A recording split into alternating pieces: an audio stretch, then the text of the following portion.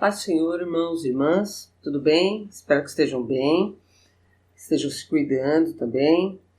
Então, nós vamos agora para mais uma aula da nossa EBD, da ADU, essa aula do dia 12/4, domingo de Páscoa. Tem tudo a ver com a nossa lição, tá?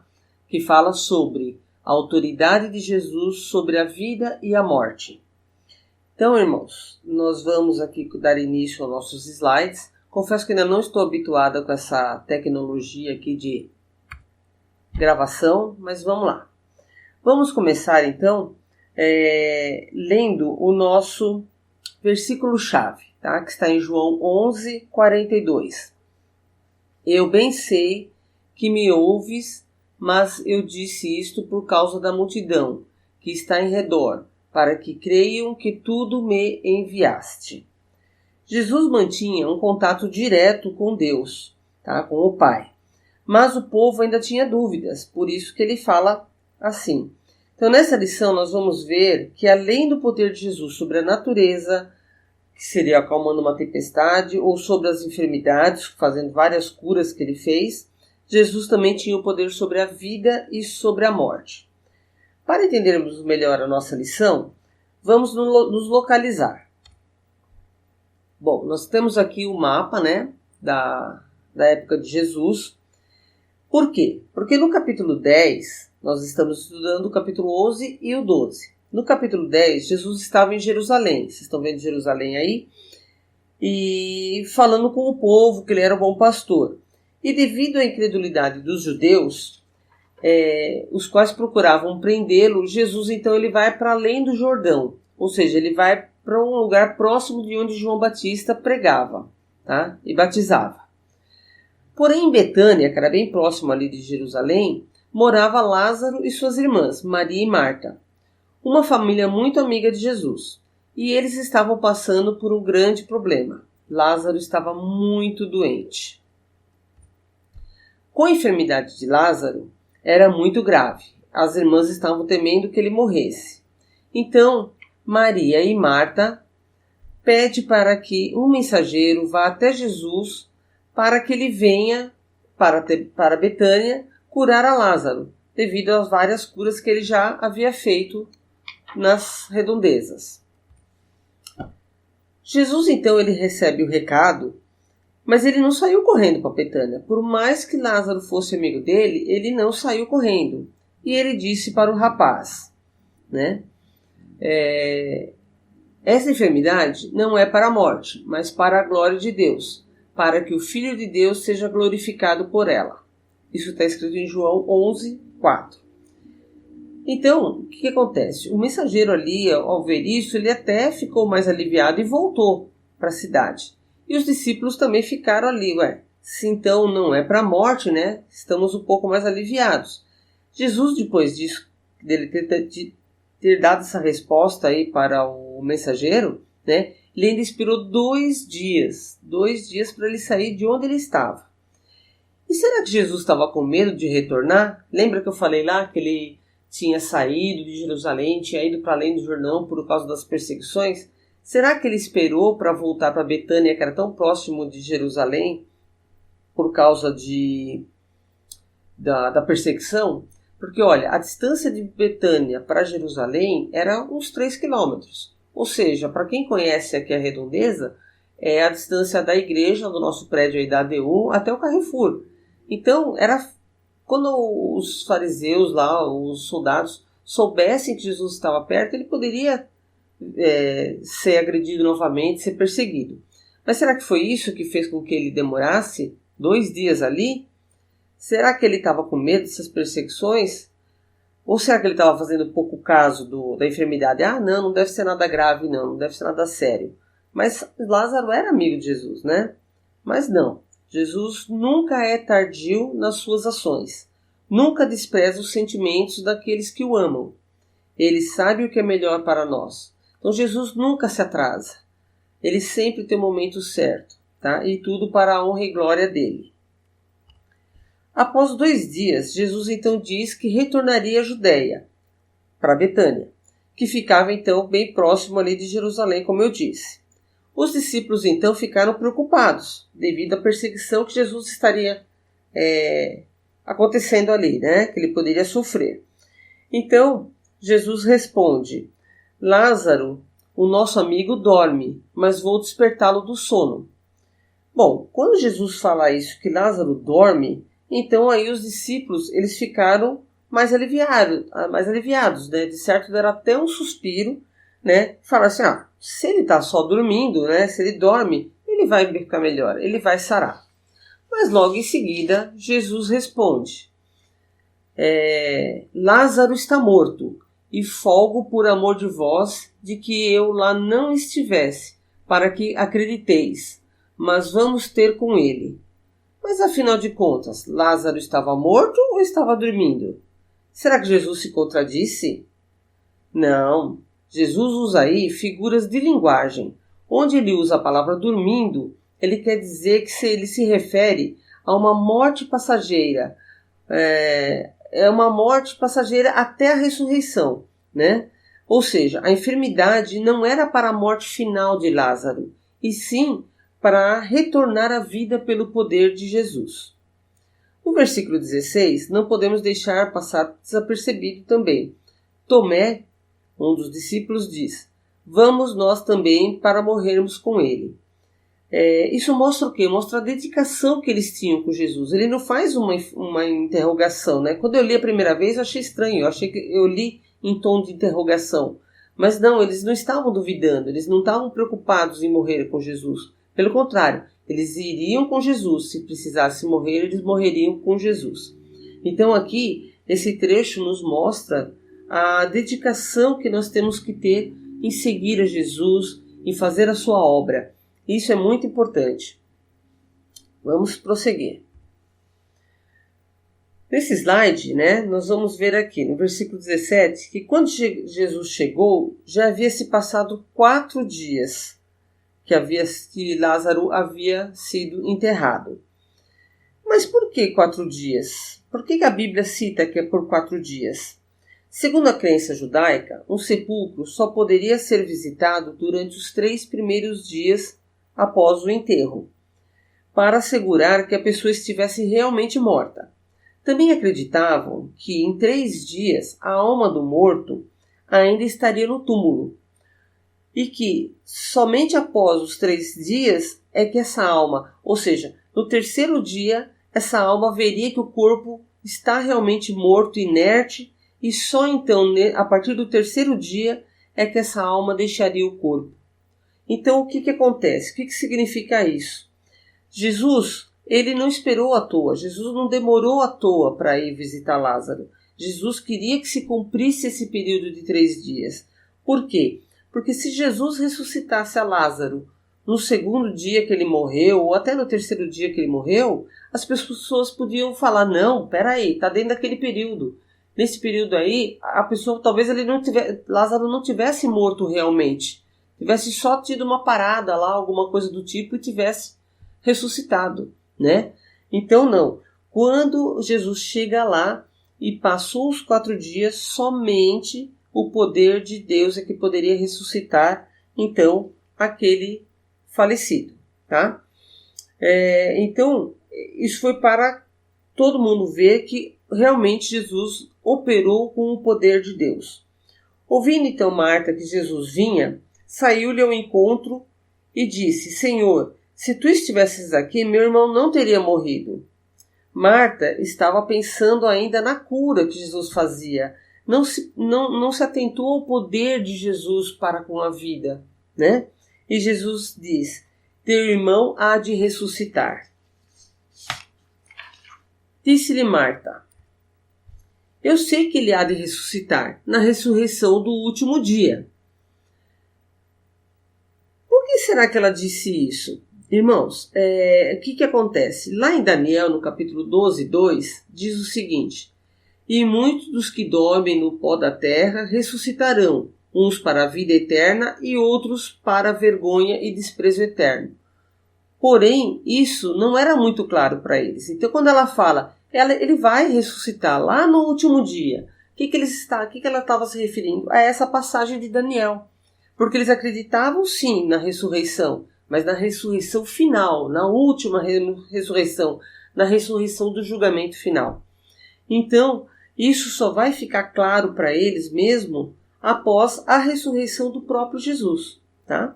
E Jesus então responde para Marta: eu sou a ressurreição e a vida. Quem crê em mim, ainda que esteja morto, viverá. E todo aquele que vive e crê em mim, nunca morrerá. Crês tu? Olha que interrogação, né? Essa interrogação fala conosco. Nós cremos realmente na ressurreição de Jesus? Nós cremos que, acreditando nele, crendo nele, nós vamos ter a vida eterna? Fica para cada um pensar nisso, tá? Então isso seria esclarecido com a morte e ressurreição de Jesus. Aí Marta, após essa conversa que ela teve com Jesus, Marta volta lá para a casa dela e avisa Maria que Jesus estava lá no vilarejo, ele estava a caminho, né? Ele não tinha chegado ainda na casa dela. Então Maria sai correndo e vai ao encontro de Jesus. E quando ela encontra Jesus, ela diz: Senhor, se tu estivesses aqui, meu irmão não teria morrido. Né? Isso está lá em João 11:32. E Jesus chorou. Irmãos, esse versículo 35 é considerado um dos menores versículos da Bíblia. Mas, por menor que seja, ele é muito grande fugiu a palavra agora, irmãos. Em poder, né? Em mostrar o que quer dizer isso. Jesus chorou. Por que falar isso? Jesus se comoveu com Maria, né? Com o que elas estavam sentindo. O fato de Jesus demorar para responder às nossas orações não é por desprezo, por indiferença ou por não estar preparado. Jesus tem o poder e a autoridade sobre as situações e compartilha dos nossos sentimentos. Chora conosco e chora por nós. Jesus se entristece quando um servo do Senhor se desvia do seu caminho. Ele chora por aquela alma que se perde. Então, quando fala que Jesus chora, realmente é porque ele tem sentimentos e ele ama o seu povo. Então, Jesus chora conosco.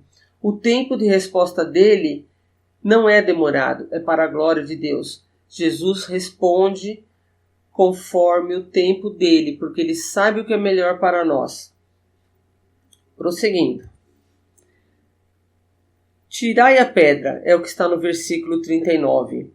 Quando alguém morria, seguia-se um período de choro e de lamentação, para a vizinhança conhecer. Então, uma pessoa morria, ainda mais se ela fosse conhecida, famosa, tal, eles faziam um período grande, às vezes de uma semana, 10 dias, de lamentação, para que a vizinhança soubesse que aquela pessoa havia morrido. Para vocês terem uma ideia, os mais ricos chamavam até as carpideiras. Vocês sabem o que é isso? Carpideiras, os mais antigos sabem. As carpideiras eram aquelas pessoas, aquelas mulheres que choravam, eram contratadas para chorar nos velórios, né? Nos enterros. Isso já é lá do tempo de Jeremias. Jeremias 9, de 17 e 18, vai falar sobre as carpideiras. E as pessoas rasgavam as suas vestes em sinal de lamentação. Isso também está lá em 2 Samuel 3 e 31. Devido ao calor, vamos entender um pouquinho como é que funcionava isso. Devido ao calor, o corpo ele devia ser enterrado o quanto antes, tá? O mais breve possível. Então, com exceção do sábado, o corpo só não se enterrava no sábado, né? Então, passando o sábado, tinha que se enterrar rapidinho. O corpo ele era lavado, tá? E era envolto em faixas frouxas, tá? Como foi o caso de Lázaro. Ou então envolto em lençóis de linho, como foi o caso de Jesus. Diferentemente dos egípcios, que eles usavam da técnica do embalsamento, tá? Então, o que era isso, embalsamar um corpo, né? Eles tiravam os órgãos, tal, lá, e passavam a fazer toda uma tratativa, e eles enrolavam com faixas, e depois eles passavam uma pasta sobre essas faixas, então endurecia, aquilo lá ficava que nem um casulo, tá? É onde a gente falava que viravam as múmias, certo?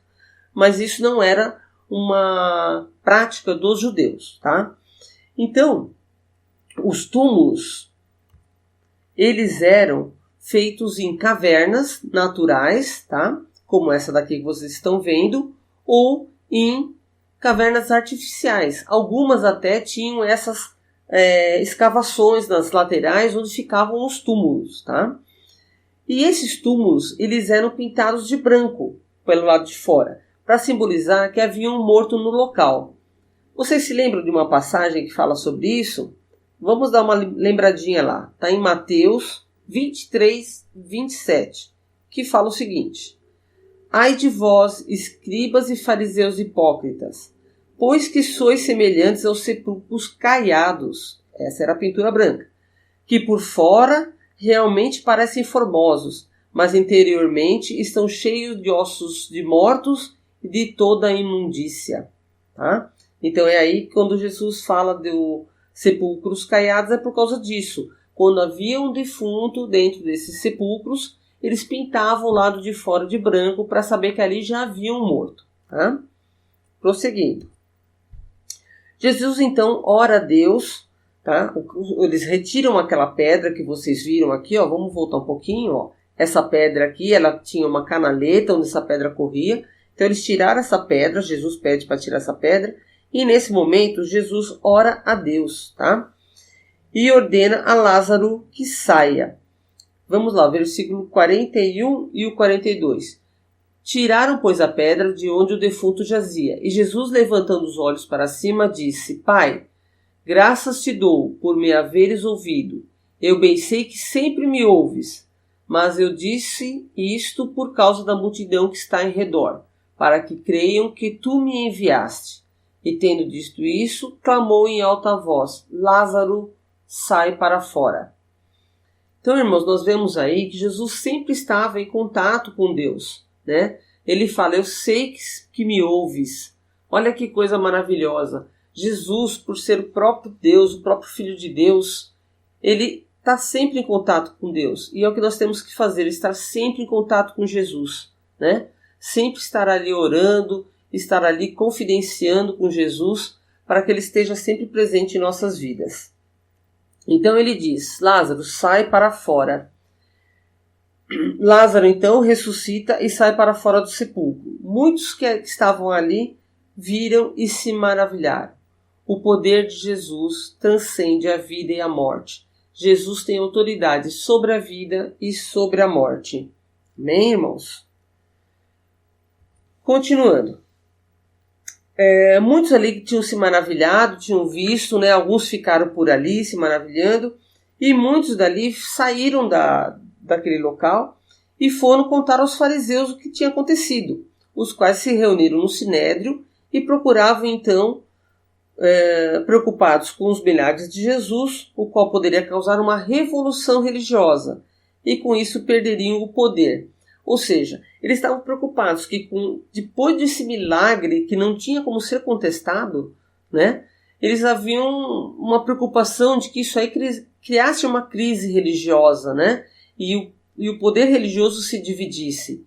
E com essa divisão, os romanos poderiam chegar e falar: olha, vocês do Sinédrio, vocês não têm mais autoridade nenhuma. E eles iam perder todo aquele privilégio que eles tinham, né, aquelas riquezas e tudo mais que eles tinham, coisas do mundo, né? Então era essa preocupação. Então eles começaram ali a planejar a morte de Jesus. Vamos ler João 11, de 48 a 53. É o que está escrito aí. Vamos lá. Se o deixamos assim, todos crerão nele, e virão os romanos e tirar-nos-ão o nosso lugar e a nação. E Caifás, um deles que era sumo sacerdote naquele ano, lhes disse: Vós nada sabeis, nem considerais que nos convém que um homem morra pelo povo, e que não pereça toda a nação. Ora, ele não disse isto de si mesmo, mas sendo o sumo sacerdote naquele ano, profetizou que Jesus devia morrer pela nação, e não somente pela nação, mas também para reunir em um corpo os filhos de Jesus que andavam dispersos, desde aquele dia, pois consultavam-se para o matarem. Ou seja, Caifás, o próprio Caifás, é usado por Deus ali para falar que Jesus traria salvação, né? Que só Jesus ali é que poderia trazer a salvação. Bom, dali então, eles acreditaram ali, eles não tiveram como contestar a morte, o milagre de Jesus, né? Porque ali era um milagre que só Deus poderia ter feito, tá? Então, ficou concretizado ali que Jesus é o doador da vida, né? Então, ali ficou comprovado que a salvação vem através de Jesus. Dali, então, Jesus vai para Efraim, uma aldeia perto do deserto, tá?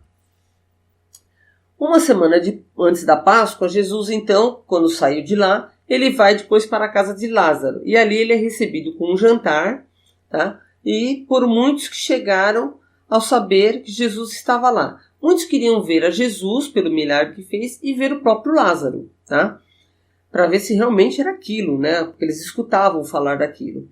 Então, nessa ocasião, Lázaro se senta à mesa com Jesus como um anfitrião, né? E como demonstração de gratidão pelo que Jesus fez para ele, né? De retornar-lhe a vida. Maria, por sua vez, serviu os alimentos, né? E Marta serviu os alimentos ali. E Maria pega um pote, né, cheio de perfume puro, que custava muito caro ali, e ela unge os pés de Jesus. O que nos traz essa mensagem? Que nós devemos servir a Jesus, agradecer a Jesus e a honrar a Jesus, pois toda a honra e toda a glória é somente de Jesus. Amém?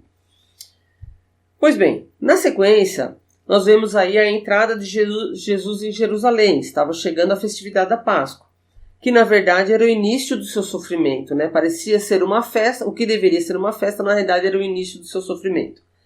Algumas pessoas que estavam ali, alguns gregos que estavam ali em Jerusalém, também queriam conhecer a Jesus. Então, e muitos dos judeus esperavam um discurso revolucionário. Por quê? Porque eles estavam esperando o Messias prometido. Alguns ali ainda estavam na esperança de que Jesus, quando chegasse, fosse falar alguma coisa assim de libertação. Alguma palavra de libertação, de guerra, de vitória, alguma coisa nesse sentido, tá? Mas não foi isso que aconteceu. Jesus, a gente for ler lá no versículo 23 ou 28, Jesus lhes disse respondendo: é chegada a hora em que o Filho do Homem há de ser glorificado. Na verdade vos digo, que se o grão de trigo caindo na terra não morrer, fica ele só, mas se morrer, dá muito fruto. Quem ama sua vida, perdê-la-á, e quem neste mundo odeia sua vida, guardá-la-á para a vida eterna. Se alguém me serve, siga-me, e onde eu estiver, ali estará também o meu servo. E se alguém me servir, meu Pai o honrará.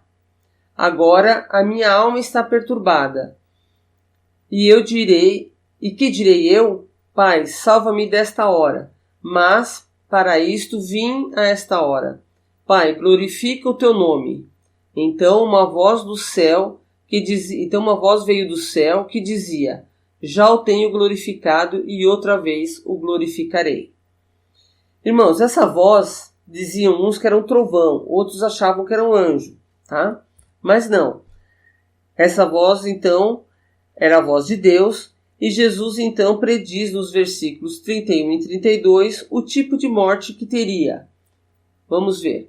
Agora é o juízo deste mundo. Agora será expulso o príncipe deste mundo. E eu, quando for levantado da terra, todos atrairei a mim. Então Jesus aí estava predizendo, né, que teria aí uma morte de cruz. Como alguns ainda não entendiam, Jesus se declara a luz que liberta das trevas. Vamos ler então os versículos 35 e 36. Disse-lhe, pois, Jesus: a luz ainda está convosco por um pouco de tempo. Ainda enquanto tendes luz, para que as trevas não vos apanhem, pois quem anda nas trevas não sabe para onde vai. Enquanto tendes luz, crede na luz, para que sejais filhos da luz. Estas coisas disse Jesus, e retirando-se, escondeu-se deles. Está em João 12, 35 e 36. Depois disso, então, Jesus pega e se ausenta da multidão. Ele acaba se recolhendo, não aparece mais perto da multidão e fica somente com os seus discípulos. Do versículo 37 ao 50, a gente pode dizer aí que João resume o plano da salvação. Então vamos ver aqui alguns trechos. Do 37 ao 41, relata a profunda incredulidade do coração humano. Ou seja, só olhar os milagres, só falar, não, eu sei, é Jesus, é o Filho de Deus, não garante a salvação. Nós temos que crer realmente, tá? Crer de verdade. 2. Do 42 ao 43, mostra a necessidade da renúncia dos privilégios do mundo. Muitos não admitiram o poder de Jesus, não reconheceram Jesus como Filho de Deus, com medo de perder seus privilégios. Quantas vezes que nós abrimos mão de um culto, de uma aula, de alguma coisa, para se divertir com as coisas do mundo? Vamos pensar bem nisso. No 3, versículo 44 a 46. O único jeito de sair das trevas é por meio da luz, tá? Só é possível enxergar em meio às trevas quem tem luz, ou seja, quem não está na luz não está em Jesus. Item 4. A certeza de que o mundo será julgado por Deus. João revela o propósito de Jesus na terra, que é a salvação. Sim, Jesus não veio para julgar, Jesus veio para salvar. Mas não deixa de dizer também que haverá um julgamento final, o julgamento do último dia, tá? Que vai confirmar os salvos e julgar os não salvos para a morte eterna. Vamos então relembrar o nosso versículo-chave, tá? Em João 11:42, eu não coloquei aqui, mas vamos lembrar, estava lá no comecinho da lição. Eu sei que sempre me ouves, mas falei isso por causa da multidão presente, para que creiam que tu me enviaste. Jesus é o enviado do Senhor. Jesus veio ao mundo para nos salvar, para morrer por nós. Então, irmãos, o que diz João 11:25 e 26? Disse-lhe Jesus, eu sou a ressurreição e a vida. Aquele que crê em mim, ainda que morra, viverá. E quem vive e crê em mim, não morrerá eternamente. Você crê nisso? Como diz lá, irmãos, até o pastor Vladimir falou, no devocional dele aí, que Jesus é a primícia dos que dormem, né? Porque Jesus é o primeiro que ressuscitou. Mas a gente pode falar, mas e Lázaro? E o filho da viúva de Naim, né? Não, eles não são os primeiros, porque eles ressuscitaram, mas morreram novamente, tá? Agora, o primeiro que ressuscitou para a vida eterna é Jesus. E ele é o primeiro de muitos que serão ressuscitados porque creram que Jesus é o Filho de Deus, que Jesus veio para morrer por nós. Amém, irmãos? Concluindo então aí, aprendemos quão grandes são o poder e a autoridade de Jesus. Em suas mãos está a morte e a vida, a salvação e a vida eterna. Seu grande amor por nós se revela em sua disposição de sofrer e morrer em nosso lugar. Ao tomarmos consciência desse grande poder, encontraremos paz e segurança em seu amor e cuidado por nós. Como está o desenho aí? Que todos tenham amanhã, ou melhor, assistindo, né? Porque eu estou gravando isso aqui no sábado, mas os irmãos estarão assistindo no domingo de Páscoa. Que os irmãos tenham um ótimo domingo de Páscoa, que a ressurreição do Senhor traga-nos alegria e renovação para a vida eterna, e que esse lençol vazio, né, sem nada aí, que comprova a ressurreição do Senhor. Amém, irmãos? Tenham um bom domingo e uma ótima semana. Deus continue nos abençoando. Amém? Agradeço a todos em nome de Jesus.